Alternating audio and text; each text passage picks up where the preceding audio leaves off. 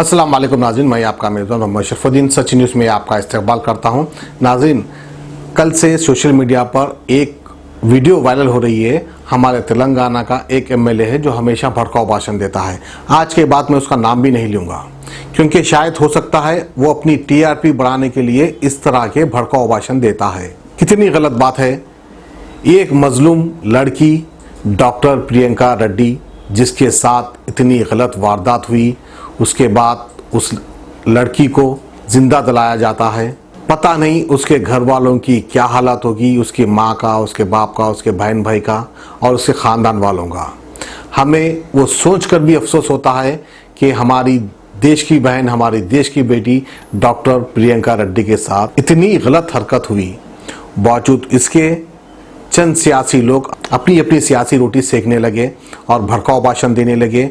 वहीं पर फिर आकर हिंदू और मुस्लिम का बंटवारा करने लगे, हिंदू और मुस्लिम की बात करने लगे। मैं जैसे पहले भी अपनी न्यूज़ में कह चुका हूं कि ये रेप करने वाले, कत्ल करने वाले ये चार दरिंदे, ना ही ये हिंदू है ना ही ये मुस्लिम है, ये सिर्फ एक हैवानी दरिंदे हैं। इनका कोई मज़हब से, कोई धर्म से कुछ लेना देना नहीं, क्योंकि जो भी मज़हब को मानने वाला है, जो भी धर्म को मानने वाला है, वो इस तरह की जलील हरकत नहीं कर सकता और ना ही किसी का कत्ल कर सकता। लेकिन एक हमारा एमएलए है, ना ही उसकी पार्टी का नाम लूंगा, ना ही वो एमएलए का नाम लूंगा। आप बाखूबी समझते हैं वो कौन है। मुबैना तौर पर यूं सुनने में भी आ रहा था कि उसका पहले गुड़म्बे का कारोबार था, गुड़म्बे के पाकिटा बेचा किया करता था या गांजे के पाकिटा बेचा किया करता था। बहरहाल बड़ा गिरेवा काम करता था पहले के दौर में। अब उसकी तहकीकात का आप कर ले, वो कौन है, क्या नहीं है। तो बहरहाल उसको लेकर हैदराबाद के लोगों ने जाकर मुख्तलिफ पीएस में उसके खिलाफ कंप्लेंट दर्ज कराई, क्योंकि वो भड़काऊ भाषण दे रहा है और हमारे नबी करीम सल्लल्लाहु अलैहि वसल्लम की शान में भी गुस्ताखी कर रहा है। तो खैर वो ऐसा करने वाला तो एक नहीं, ऐसे और भी लोग हैं। तो मैं हमारे मुस्लिम भाइयों से अदबन गुजारिश करना चाहता हूँ कि ये आप जो कंप्लेंट दे रहे हैं, इस दरिंदे की कंप्लेंट पहली बार नहीं हुई पीएस में, कई बार इसके खिलाफ कंप्लेंट दे चुके, लेकिन आखिरकार उसका नतीजा क्या निकला।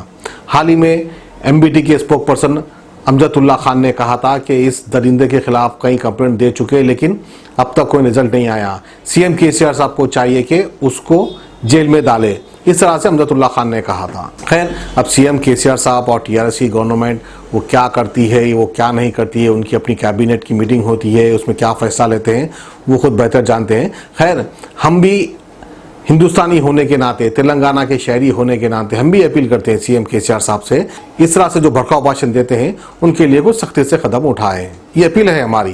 तो हमारे मीडिया के भाइयों से भी खासकर अदबन गुजारिश करता हूं कि इन लोग को टीआरपी का बहुत शौक होता है मेरे भाई। इनका खाना, इनका पीना सिर्फ इनकी टीआरपी होती है। वो टीआरपी बढ़ाने के लिए, अपने आप को हिंदुस्तान में फेमस करने के लिए इस तरह के भड़काऊ भाषण देते हैं। खैर, पता नहीं पुलिस इसके साथ किस तरह का बर्ताव करेगी, या इसके खिलाफ कंप्लेंट लेती है, कंप्लेंट दर्ज करती है, इसके खिलाफ एफआईआर होता है या नहीं होता है, ये तो आने वाला वक्त बताएगा।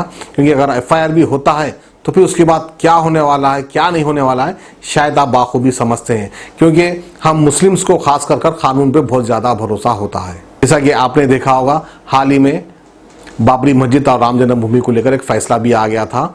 उसके बावजूद रिव्यू पिटिशन डालने वाले हैं हमारे मुस्लिम पर्सनल लॉ बोर्ड वाले।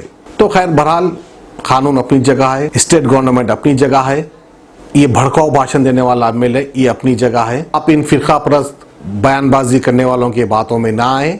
ये किसी का भला नहीं कर सकते, ये सिर्फ अपना नाम रोशन करने के लिए, अपना खुद का भला चाहने के लिए ये इस तरह का भड़काऊ भाषण देते हैं। ना ही इनको किसी का अफसोस है और ना ही इनको गम है। बहरहाल, फिर एक बार अदबन गुजारिश करता हूँ हमारे हिंदुस्तान की आवाम से कि मरहूम डॉक्टर प्रियंका रेड्डी के हक में दुआ करे और उन्हें स्वर्ग नसीब हो, उनकी आत्मा को शांति मिले। तो ये थी हमारी आज की खुसूसी खबर। खुदा हाफिज। किडनी के अमराज से परेशान मायूस लोगों के लिए खुशखबरी, R&S यूनानी फार्मेसी किडनी और गॉल ब्लैडर स्टोन के खात्मे का जरिया। अब UNI स्टोन कैप्सूल्स के जरिए खात्मा कीजिए।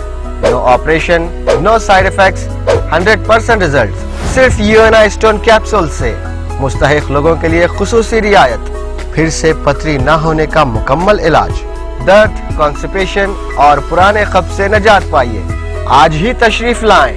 R&S यूनानी pharmacy, first floor, syndicate bank, Bahadurpura x road, Hyderabad. Contact 9703 939 436 9063 383760।